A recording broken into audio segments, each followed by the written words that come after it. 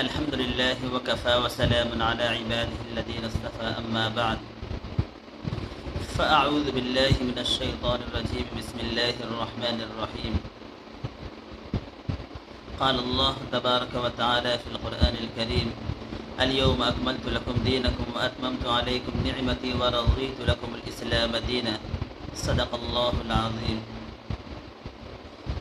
محترم حضرات، آج کی اس مجلس میں آپ حضرات کے سامنے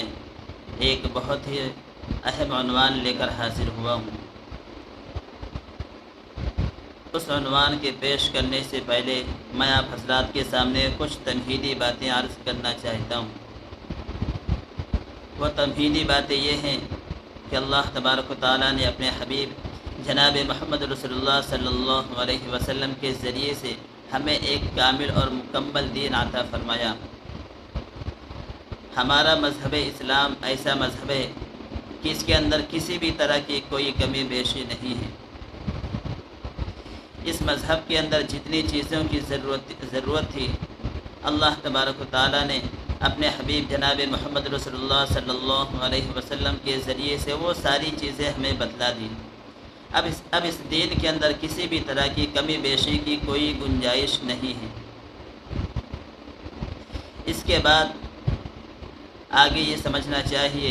کہ اللہ تبارک و تعالیٰ نے خود اپنے کلام پاک کے اندر بھی اپنے اس دین کے مکمل ہونے کا اعلان فرما دیا۔ چنانچہ اللہ تبارک و تعالیٰ نے ارشاد فرمایا الیوم اکملت لکم دینکم واتممت علیکم نعمتی ورضیت لکم الاسلام دینا۔ اس آیت کے اندر اللہ تبارک و تعالیٰ نے واضح طور سے بیان فرما دیا کہ ہم نے اس دین کو کامل اور مکمل کر دیا۔ وَرَضِيتُ لَكُمُ الْإِسْلَامَ دِينًا، اور تمہارے واسطے میں نے دین اسلام کو پسند کر لیا ہے۔ یعنی اللہ تبارک و تعالیٰ کا واضح اور کھلے طور پر یہ اعلان ہے کہ اللہ تبارک و تعالیٰ نے دین اسلام کو کامل اور مکمل کر دیا، اور اللہ تبارک و تعالیٰ نے پوری انسانیت کے لیے اس دین کو پسند فرما لیا ہے۔ اب اس دین کے اندر، اس مذہب کے اندر کسی بھی طرح کی کمی بیشی کی کوئی گنجائش نہیں ہے۔ اس کے بعد آگے یہ بات عرض کر دینا ضروری سمجھتا ہوں کہ آج کل ایک تیسری عید نکلی ہے جسے عید میلاد النبی کہا جاتا ہے۔ تو اس سلسلے میں وضاحت یہ ہے کہ اللہ کے نبی صلی اللہ علیہ وسلم نے ہمیں صرف اور صرف 2 عیدیں عطا فرمائی ہیں۔ یعنی شرعی نقطۂ نظر سے صرف اور صرف 2 عیدیں ہیں۔ ایک عید الفطر جو رمضان المبارک کے بعد آتی ہے، اور دوسری عید الاضحیٰ۔ ان دونوں عیدوں کے علاوہ کسی تیسری عید کا تصور نہیں ہے۔ ہمارے بہت سے احباب ہیں، بہت سے لوگ ہیں جو نادانی کی وجہ سے تیسری عید کا جشن مناتے ہیں، اور 12 ربیع الاول آتے ہی باقاعدہ اس عید میلاد النبی کا انعقاد کیا جاتا ہے، اور بڑے پیمانے پر اس کو عید کی طرح منایا جاتا ہے، جس کا شریعت کے اندر کوئی تصور نہیں ہے۔ اب جو لوگ یہ عید میلاد النبی مناتے ہیں، وہ لوگ دلیل یہ پیش کرتے ہیں کہ ہم اللہ کے نبی صلی اللہ علیہ وسلم کی آمد کا جشن مناتے ہیں، کہ یہ عید ہمارے لیے سب سے بڑی عید ہے، کیونکہ اگر اللہ کے نبی صلی اللہ علیہ وسلم نہ آتے، اللہ کے نبی صلی اللہ علیہ وسلم اس دنیا کے اندر اگر تشریف نہ لاتے، تو ہمیں نہ رمضان المبارک مل سکتا تھا، نہ عید اور بقرعید مل سکتی تھی۔ وہ اس طرح کے حوالے پیش کرتے ہیں۔ گویا اللہ کے نبی صلی اللہ علیہ وسلم کی محبت میں جشن عید میلاد النبی کا انعقاد کیا جاتا ہے۔ تو ایسے لوگوں کے لیے عرض یہ ہے کہ آپ مجھے یہ بتلاؤ کہ اللہ کے نبی صلی اللہ علیہ وسلم سے خود اللہ کے نبی صلی اللہ علیہ وسلم کے صحابہ کرام جتنی محبت کیا کرتے تھے، کہ آپ اللہ کے نبی صلی اللہ علیہ وسلم سے اتنی اور ویسی ہی محبت کرتے ہیں؟ ظاہر سی بات ہے کہ اللہ کے نبی صلی اللہ علیہ وسلم کے اوپر حضرات صحابہ کرام جس طرح فدا اور جانثار تھے، اور اللہ کے نبی صلی اللہ علیہ وسلم کے ایک ایک اشاروں پر اپنی جانوں کا نذرانہ پیش کرنے کے لیے ہمہ وقت تیار رہتے تھے۔ ظاہر سی بات ہے کہ حضرات صحابہ کرام کے بعد ایسی شخصیات یا ایسے لوگوں کا وجود نہیں ہے۔ لہذا یہ بات واضح ہو گئی کہ حضرات صحابہ کرام سے زیادہ اللہ کے نبی صلی اللہ علیہ وسلم سے کوئی بھی شخص محبت رکھنے والا نہیں ہے۔ لیکن جب ہم حضرات صحابہ کرام کی زندگی اٹھاتے ہیں تو اللہ کے نبی صلی اللہ علیہ وسلم کے بعد آپ کے خلیفہ حضرت ابو بکر صدیق، حضرت عمر فاروق، حضرت عثمان غنی، حضرت علی رضی اللہ تعالیٰ عنہ اور دیگر حضرات صحابہ کرام، سارے کے سارے صحابہ کرام کی زندگیاں آپ اٹھا لیجئے۔ سارے کے سارے صحابہ کرام اللہ کے نبی صلی اللہ علیہ وسلم پر دل و جان سے نثار تھے،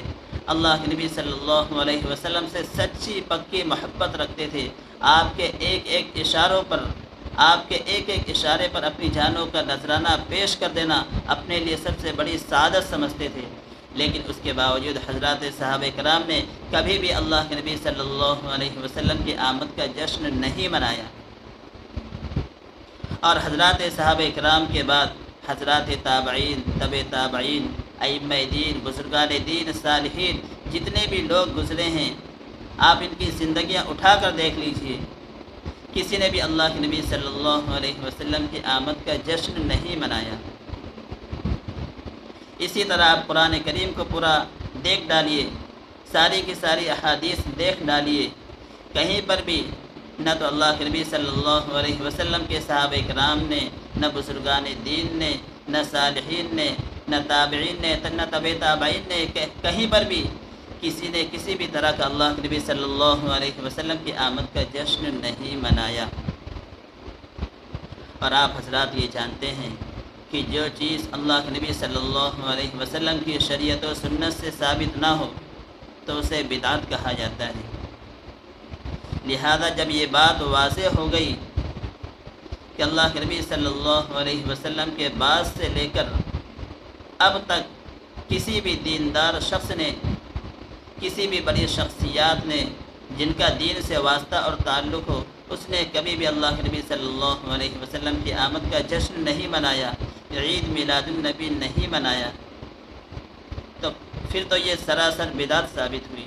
اور بدعت کے بارے میں اللہ کے نبی صلی اللہ علیہ وسلم کا صاف ارشاد ہے، کل بدعت ضلالہ وکل ضلالۃ فی النار، کہ ہر بدعت گمراہی ہے اور ہر گمراہی جہنم میں لے جانے والی ہے۔ لہذا میرے محترم بزرگوں اور دوستو، جب اس تیسری عید میلاد النبی کا بدعت ہونا ثابت ہو گیا تو یہ بات بالکل واضح ہو گئی کہ ہمیں اس بدعت سے کنارہ کشی اختیار کرنا چاہیے، اس بدعت سے دور رہنا چاہیے، نہ یہ کہ اس کو اللہ کے نبی صلی اللہ علیہ وسلم کی آمد کا جشن منانا چاہیے۔ اللہ کے نبی صلی اللہ علیہ وسلم نے تو بدعت سے سختی کے ساتھ منع فرمایا ہے۔ اس لیے میرے محترم بزرگوں اور دوستو، اللہ کے نبی صلی اللہ علیہ وسلم نے جب ہمیں دو عید الفطر اور عید الاضحیٰ عطا فرمائی تو ہمیں چاہیے کہ ہم انہی دو عیدوں پر اکتفا کریں، اس کے علاوہ تیسری، چوتھی اور پانچویں عید کو منعقد نہ کریں، اس کے علاوہ عیدیں نہ بڑھائیں، کیونکہ اللہ کے نبی صلی اللہ علیہ وسلم نے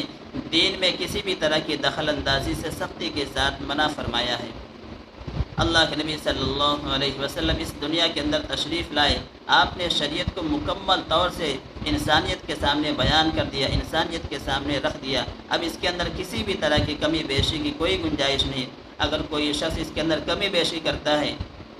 تو یہ مانا جائے گا کہ وہ شریعت سے منحرف ہے، وہ شریعت سے الگ تھلگ ہے، شریعت کے اندر اس کا کوئی شمار نہیں، اور وہ شخص بدعتی قرار دیا جائے گا، جس کے اوپر اللہ کے نبی صلی اللہ علیہ وسلم کی بہت سی وعیدیں نازل ہوئی ہیں۔ تو میرے محترم بزرگوں اور دوستو، میری آپ سے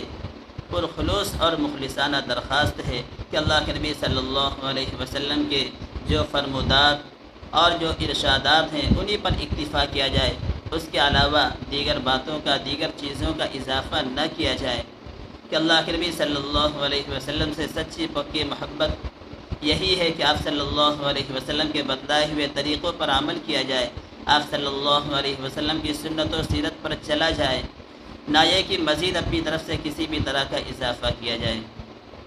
تو یہ چند باتیں تھیں جو میں نے آپ حضرات کے سامنے پیش کر دی۔ امید ہے کہ آپ حضرات ان باتوں پر عمل کریں گے، انہی چند باتوں پر میں اپنی بات ختم کرتا ہوں۔ اللہ تبارک و تعالی ہمیں کہنے سننے سے زیادہ عمل کی توفیق عطا فرمائے۔ آمین و آخر دعوانا ان الحمد للہ رب العالمین۔